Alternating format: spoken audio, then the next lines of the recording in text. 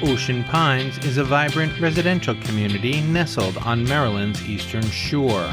With over 9 miles of waterfront property, amenities like an 18-hole championship golf course and a public yacht club, and a rich history dating back to 1968. Of course, if you live here, you probably know most of that. And if you don't, it's almost all apparent from your first visit. Each week on the Pines Cast, we work to bring out the ocean pines that might be less apparent. We celebrate the region, the amenities, and, most of all, the people who make and keep Ocean Pines a special place to live. Welcome to the Pines Cast, your source of news and insights about Ocean Pines and the official podcast of the Ocean Pines Association. In this episode, we're speaking with Ed Moran. Ed has been involved with Ocean Pines since Chase took it over back in the 1980s, and he talks about the original takeover, the plan for kind of parsing out Ocean Pines, figuring out where the tennis court is going to go when they moved it, and all sorts of other interesting little tidbits from the early days of the Ocean Pines, I guess, post-Boise Cascade transition. It's going to be a great episode. I know you're going to get a kick out of it.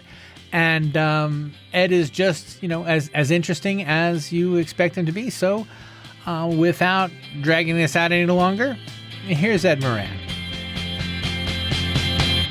So I guess the easiest way to start off this kind of wide-ranging conversation is to get you to Ocean Pines. So how did you end up in Ocean Pines? Well, I had worked for Chase Bank in New York for almost 20 years. I was vice president there in the corporate bank, and then in the real estate department, and then in doing workouts. And I decided to leave, go out on my own, try to make a living, support my wife and 2 kids in college with hardly any prospects. I was hired right back by my friends in the real estate department because Chase had just bought 3 failed S&Ls or savings banks here in Maryland, the largest being Merit Savings Bank.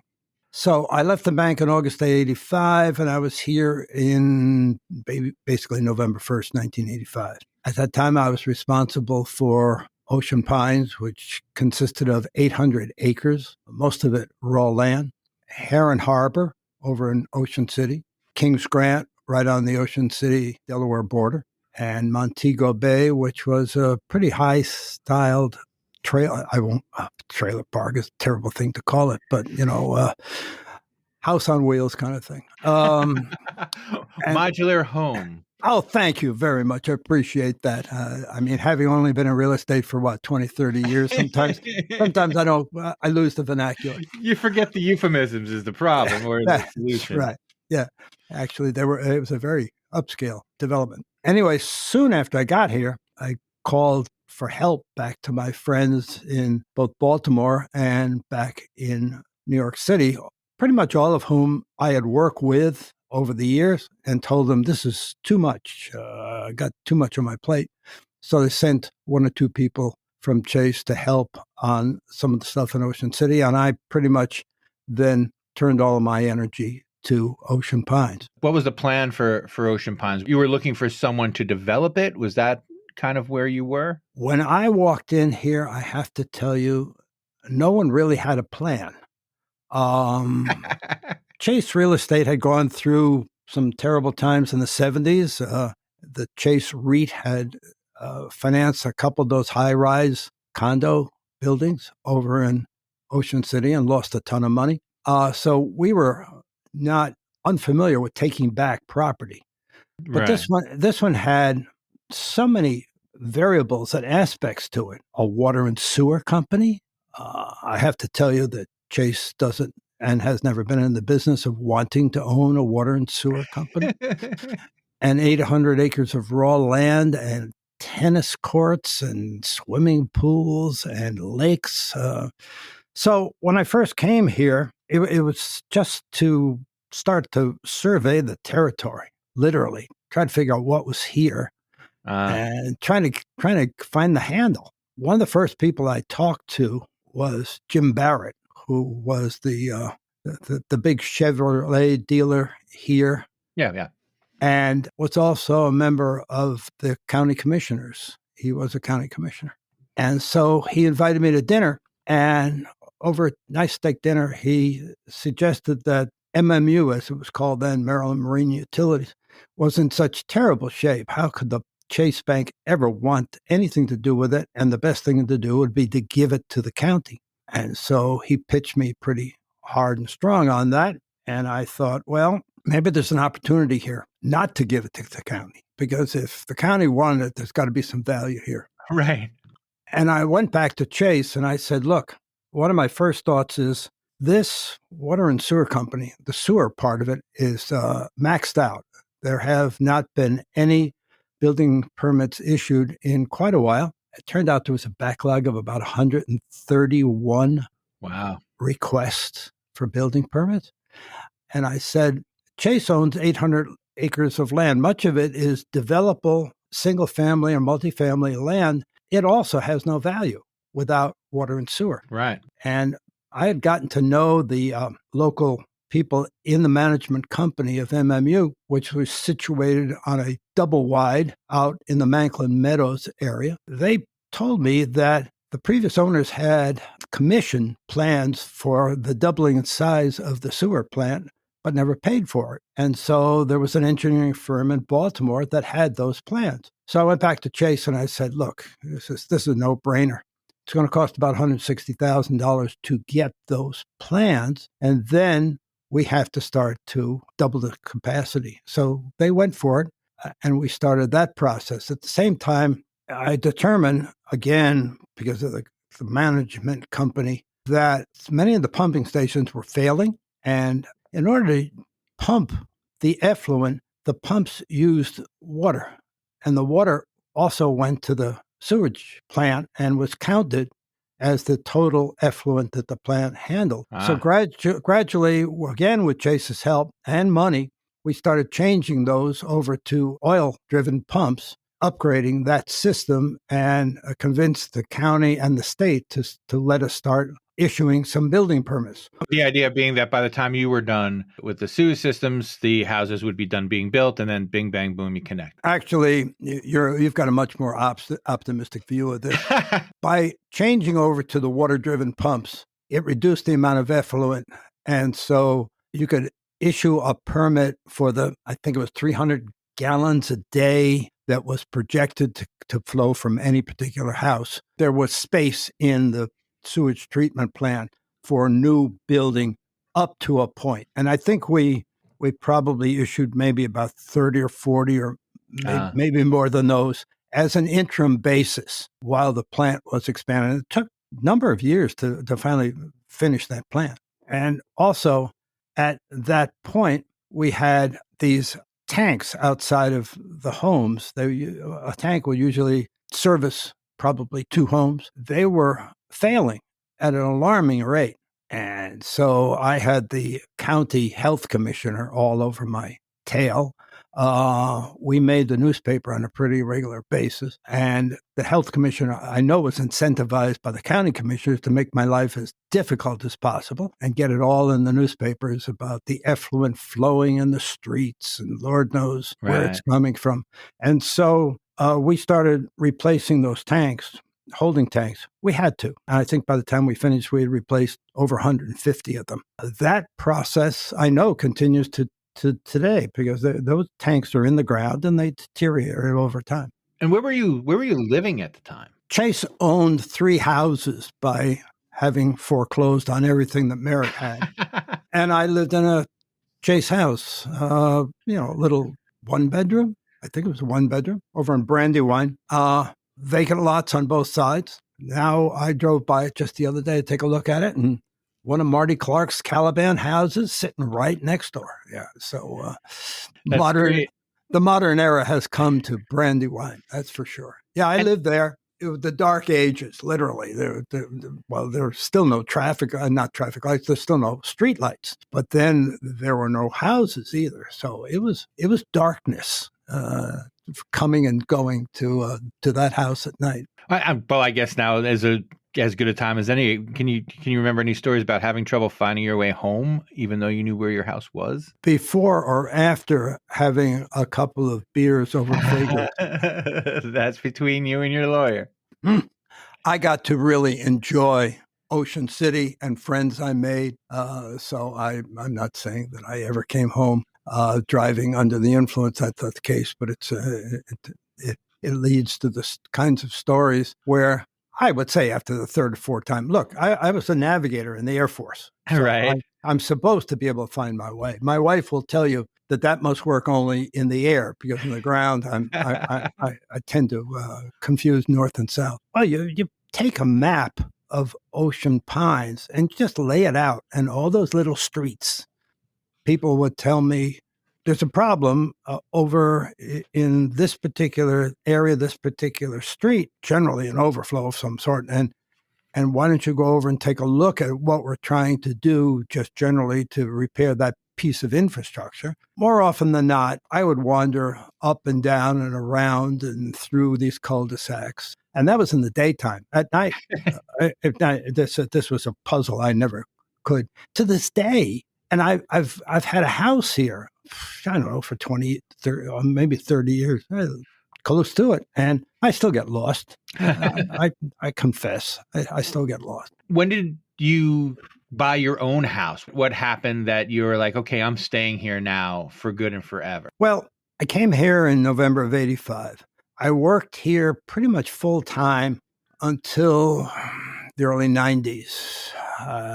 My involvement tapered off because Chase, in their wisdom, decided that I needed help, and I think basically hired a couple of guys known to some of the management in the real estate department as being developers. So suddenly I had partners with their own ideas. By that time, I was been named a trustee in New York of a large international commodities company. And so I had a lot to do. So I finally sort of left them to their own devices. But I started buying lots here. I would not buy anything here until the sewer plant was finished, which was finished after I sold to the county. The county actually did finish it, but I started buying lots and selling lots, and I had 3 rental houses built over time by Caliban.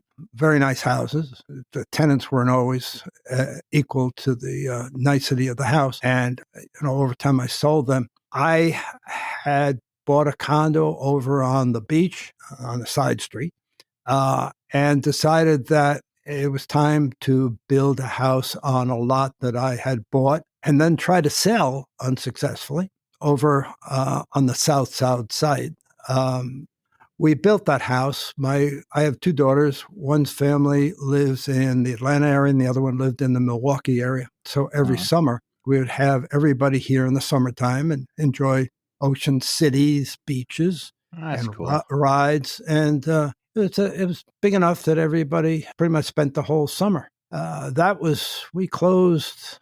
finished that house in 2003, and I have 5 grandchildren. They all were here for most of those summers. But to give you an idea, they just left after being here, all of them, for a week. A couple of them couldn't be here. One of them had just come back from Budapest and was recovering. So the youngest one was 4 months old and in one of those little rocking chair things for infants when we opened the house, and he just celebrated his 21st birthday. Wow. That's a long way. By the way, that's the way I answer my questions generally. Right. That's a long way of answering the question, how long have you had a house here? Since 2003. And I'm also wondering though, like, what was the trigger? Why not move on when you were done with Chase? I liked the area.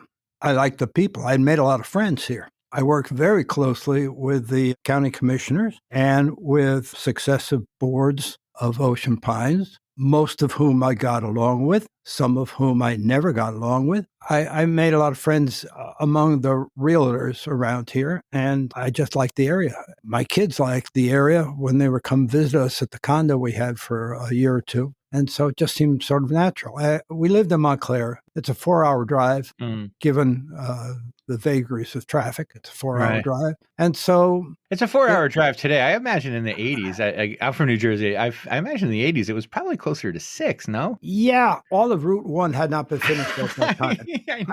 I do remember driving all the way on, I guess it was 13, and seeing these signs, "Stop the highway expansion." Brutal. These signs on the side. And I was rooting for the highway expansion, so I was sure that I was not going to stop and talk to the locals. So I just kept breezing through.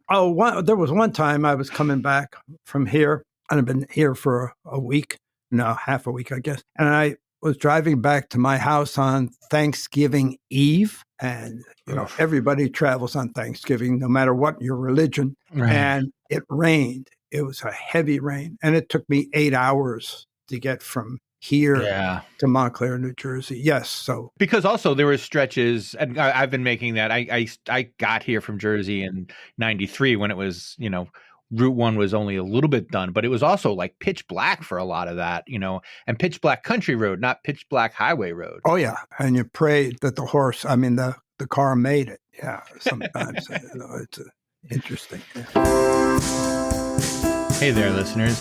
Are you in the Ocean Pines area and looking for a pharmacy that goes above and beyond? Look no further than Tidal Health Home Scripts. Open 6 days a week, our knowledgeable pharmacists are ready to fill your prescriptions in just minutes. Plus, we offer free home delivery in the Ocean Pines area and have a super convenient drive-through window. Need over-the-counter items? We've got a large selection. And with our monthly sales, you'll find everything you need at great prices. Conveniently located at the North Gate of Ocean Pines, Tidal Health Home Scripts is open Monday through Friday from 8 a.m. to 6 p.m. and on Saturdays from 9 a.m. to 3 p.m. To fill a prescription or arrange for a free home delivery, give us a call at 410-543-4769. That's 410-543-4769. Remember, that's Tidal Health Home Scripts, your trusted pharmacy partner. So let's talk a little bit about the social life. You got involved with tennis pretty early, as I understand, and tell me kind of about all the socialization that was going on in the late '80s and early '90s in Ocean Pines. It's interesting. There was a very active tennis group here, and there was a very active political group here too, and there was a very active informal political group here. There was a lot going on in Ocean Pines in terms of development, what gets developed, what doesn't get developed, very strong opinions. And so I spent a lot of time talking to a lot of people. One of the most active groups was CCOP, Concerned Citizens of Ocean Pines. Soon after I got here, probably a month or two after I got here, I was driving to my house, the Chase house on Brandywine, and we're talking dark. And I come around the curve, right around the firehouse, that area, and they had the signboard that they still have. And I drove past it, and I went down to the next cut, and I came around, and I drove up to it, and I flashed my high beams, and it says, Ed Moran will speak to CCOP next Thursday. Everybody's welcome. And I had just sort of an informal conversation with somebody at CCOP. I don't remember that I committed, but obviously they had your high beams on. They had committed for me. And so this was in January. Now I came here in November. So this was January 86, and it was right before Super Bowl.